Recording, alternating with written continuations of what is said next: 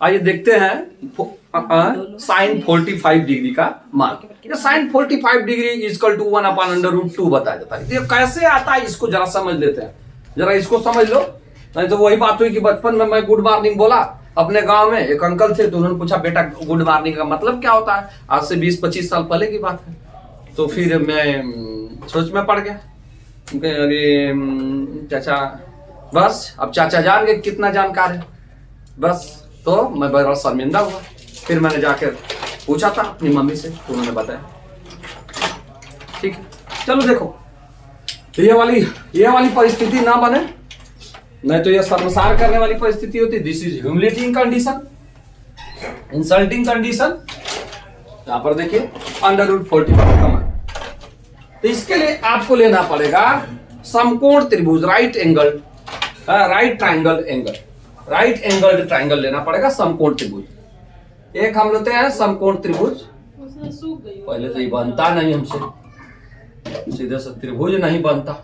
Problem यही है, marker चल नहीं रहा भाई, मार्कर चल नहीं रहा। It is not well equipped with ink, it is not loaded, ink is not loaded in it properly। चले एक लेते हैं, आपको त्रिभुज लेते हैं, ये त्रिभुज ले लीजिए और इस त्रिभुज का आप नेम दे दीजिए ABC। Now this is an right angle triangle और this right angle triangle is isosceles triangle. ये समद्विबाहु त्रिभुज है, समद्विबाहु त्रिभुज। पहली बात क्या है, यह राइट एंगल्ड है, राइट एंगल्ड ट्राइंगल है, राइट एंगल्ड ट्राइंगल यानी कि समकोण त्रिभुज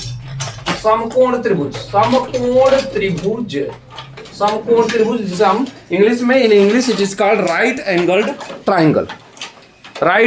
ट्राइंगल कहते हैं इसे। सो यह समकोण त्रिभुज है,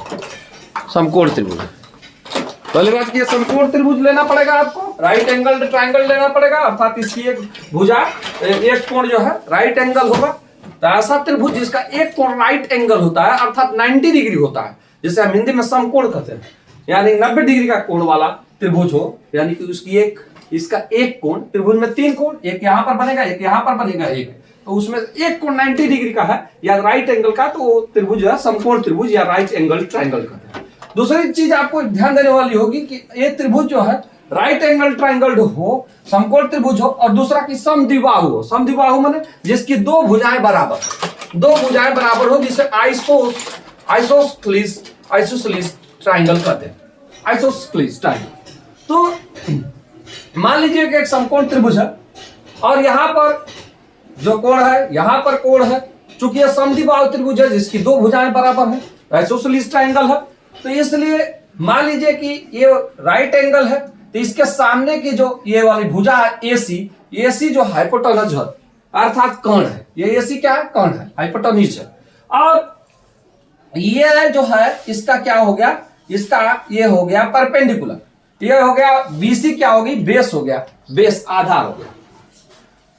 तो चूंकि समद्विबाहु त्रिभुज है, इसलिए अगर AB A है लेंथ में, तो BC भी A होगी। हमने बताया कि समद्विबाहु त्रिभुज आपको लेना, और एक कोण 90 डिग्री है, और 90 डिग्री के सामने का जो भुजा होता है उसे कर्ण कहते हैं, हाइपोटेन्यूज कहते हैं। तो हाइपोटेन्यूज हो गया। अब देखिए, चूंकि भुजाएं बराबर है किसी त्रिभुज में, दो भुजाएं बराबर है किसी त्रिभुज है, तो उनके आमने सामने के कोण बराबर होते हैं। चूंकि पहले ही ये 90 डिग्री है, इसलिए ये जो कोण होंगे दोनों, इस भुजा के सामने वाला कोण, इस भुजा के सामने वाला कोण, वो 45 डिग्री को होगा, क्योंकि total sum of the all the angles of A triangle, यानी कि किसी भी त्रिभुज के तीनों कोणों का मान 180 डिग्री होता है। तो उस हिसाब से अकॉर्डिंग टू दैट, हम अगर ये 90 डिग्री का है, तो ये दोनों कोण, हमने बताया कि समद्विबाहु त्रिभुज आमने सामने के कोण बराबर होंगे, तो ये भी 45 डिग्री का होगा और ये भी 45 डिग्री का होगा।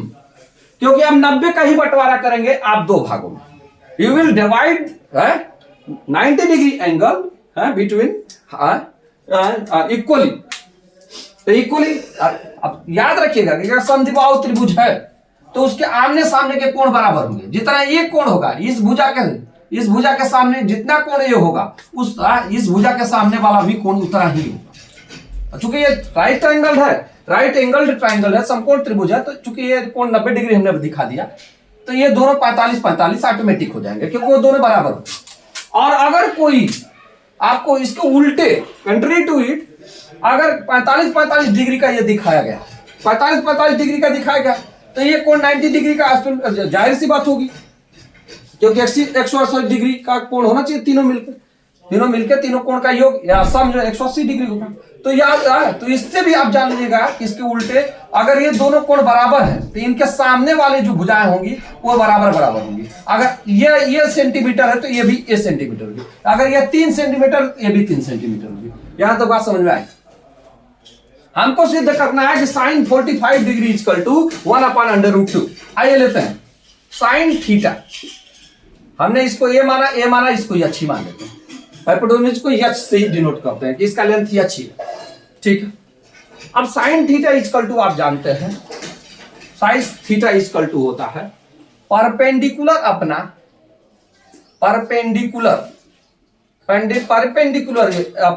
अपन हाइपोटेन्यूज अर्थात लंब अपान कर्ण,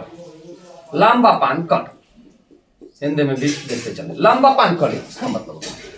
तो साइन थीटा बराबर लंब अपान कर्ण, तो यहां पर साइन 45 डिग्री का आपका वैल्यू निकालना है।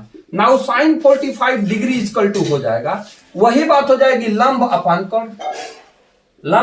कर्ण दैट इज हाइपोटेन्यूज परपेंडिकुलर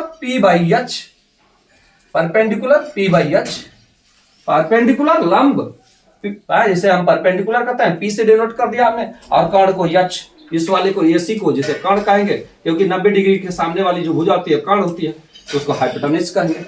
तो ये हो जाएगा लंब अपान कर्ण। अब यहां पर आप देख लीजिए कि लंब क्या है, लंब ए है और कर्ण को हमने यच मान लिया, ये यच सेंटीमीटर है या यच लेंथ उसका यच, उसी को मैंने मान लिया।